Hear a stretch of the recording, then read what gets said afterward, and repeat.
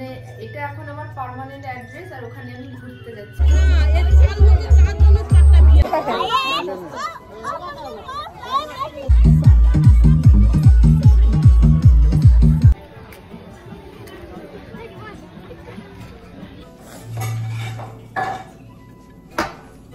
Good morning, welcome back to our channel Spotties blog. নতুন একটি ব্লগে অনেকখানি স্বাগত। আজকে রবিবারে সকাল সকাল স্নান টান করে শাড়িটার উপরে রেডি হয়েছি, কারণ আজকে যাব বাড়িতে। অনেক দিন যাওয়া হয়নি, যেহেতু এখানে বিয়ে বাড়ির পারপাসে চলে এসেছি। বলেছিলাম তোমাদেরকে যে এখন 1 মাস থাকবো, তো আবার যেতে হচ্ছে। বিয়ে বাড়ি শাড়ি কিছুই আনা হয়নি, মানে যা যা পরবো ভেবেছিলাম। আর কালকে আমাদের সোমবার স্কুল ছুটি আছে, তো ওই জন্য ভাবলাম যে আজকে যাই। আর তাছাড়া ওখানে আমাদের গ্রামের ওখানে পুজো হচ্ছে, মানে আমার ননদ এসছে, বড়দি, ওরা সবাই বারবার ফোন করে ডাকছে, তো ওই জন্য ভাবলাম যে যাওয়া যাক। আর যেহেতু কাল ছুটিও আছে, আর তো চলো এখন ব্রেকফাস্ট করে নিই। রীতাদি সকাল সকাল পরোটা ডিম ভাজা রেডি করে দিয়েছে। না, আমি বিনস খাবো না।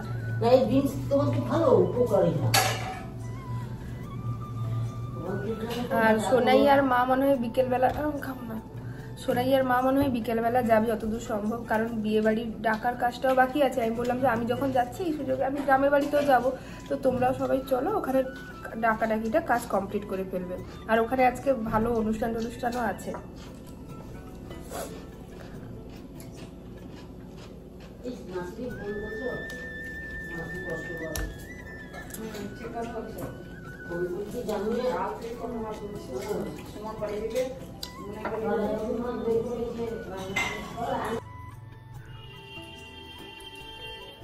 কি হয়েছে বলো তো, মানে এখানে তো চলে এসেছি অনেকদিনের জন্য, মানে অনেকদিন থাকা হয়ে গেছে, তারপরে যাচ্ছি। মনে হচ্ছে আমি মানে এটা এখন আমার পার্মানেন্ট অ্যাড্রেস আর ওখানে আমি ঘুরতে যাচ্ছি, এরকম একটা ফিলিংস আসছে। আর ওখানে পুজো হচ্ছে, মানে শ্বশুর বাড়িতে পুজোতে ঘুরতে যাচ্ছি।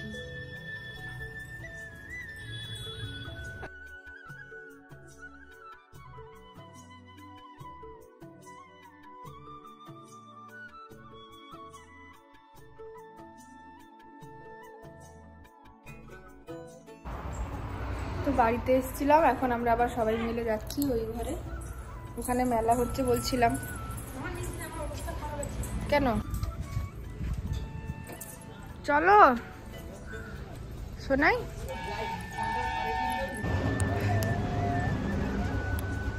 ওই ঘরে তো এক্ষুনি চলে যাব সবাই, আর মা বিকেলে যাবে, সোনাইরাও বিকেলে আসবে। আর এখন ছোট সোনাইকে কি সাজাবো ওটাই ভাবছি, মানে ছদ্মবেশ আছে, কিছু একটা সাজাবো ভাবছি। আমি তো সব ব্যাগপত্র নিয়ে চলে যাচ্ছে। কি কেমন লাগছে তোমাকে?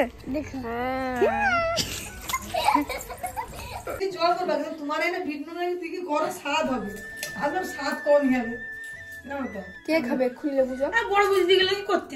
আমি তো খাবো না। তোমার পরিবার ভালো ভালো না।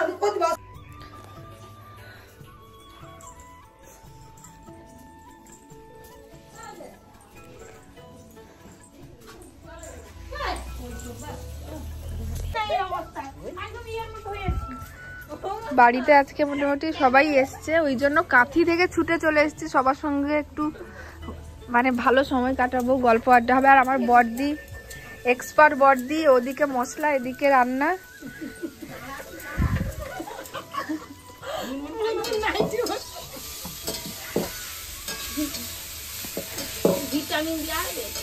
হ্যাঁ, ভিটামিন। এখানে মাসিমণি বসছে, সবজি কাটছে। আর আজকে দুপুরে হবে দেশি মুরগির ঝোল, তার জন্য বড় বড় আলু কাটা। ছদ্মবেশ প্রতিযোগিতা আজকে কি হবে সেই চলছে। বাড়িতে চলে এসেছি, চলে এসে এখানে সব গল্প আড্ডা রান্না বান্না হচ্ছে। আর আমার একটা অভ্যেস হয়ে গেছে, আমি এসেছি, মা সোনাইকেও টেনে টেনে নিয়ে এসেছি। ওরা অন্যদিন আসতো, আর বড়দিরাও ফোন করে ডেকেছিল। মা সোনাইকেও বললাম যে তাহলে চলো একই দিনে তোমরা বিয়ের ডাকটাও দিয়ে আসবে। মা তো বকা দিচ্ছে, বলে তুই এরকম টেনে টেনে নিয়ে যাবি, এরকম করলে হয় না কি, আমার কাজ আছে বিয়ে বাড়ির সময়। এখান থেকে কত চিৎকার করে করুক, সোনাই আর মাকে একটু নিয়ে এসেছি। মানে যেখানে যাব বোন আর মা আমার সঙ্গে থাকা চাই। এরপরে যে আমার কি হবে, বোনের বিয়ে হয়ে গেলে কি যে হবে, আমি কি করব। আর সত্যি বলতে সোনাইকে ছাড়া না আমি পুরো অচল, মানে ওকে আমার সঙ্গে থাকতেই হয়। তো যাই হোক, এদিকে এই যে দুপুরে মাছও হচ্ছে, সব রকম কাটা, সবাই কাজে ব্যস্ত। আর এবারে আমরা একটু ফ্রেশ হয়ে গেলাম, খাওয়া দাওয়া করব। এদিকে চিকেনের ঝোলটাও রেডি হচ্ছে। আর সন্ধেবেলা মা সোনাই আসবে, দিলে তখন আমরা মেলা ঘুরতে যাব। বিয়ের কোণেও চলে এসছে, দেখতে দেখতে আর কটি দিন কেটে যাবে, ব্যাস তারপরে কোণে আমাদের শ্বশুরবাড়ি চলে যাবে। এত বক্স বাজছিল আর দারুণ গান হচ্ছিল, তো দেখো গান গাইতে শুরু করছে, কিন্তু কপিরাইট পড়ে যাবে, কিছু তো করার নেই। আর এই যে সবাই রেডি হয়ে গেছে।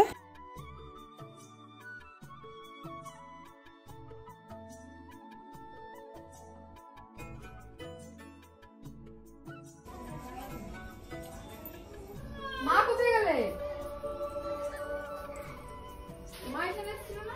হ্যাঁ, সবাই চলে গেল। ও চলো।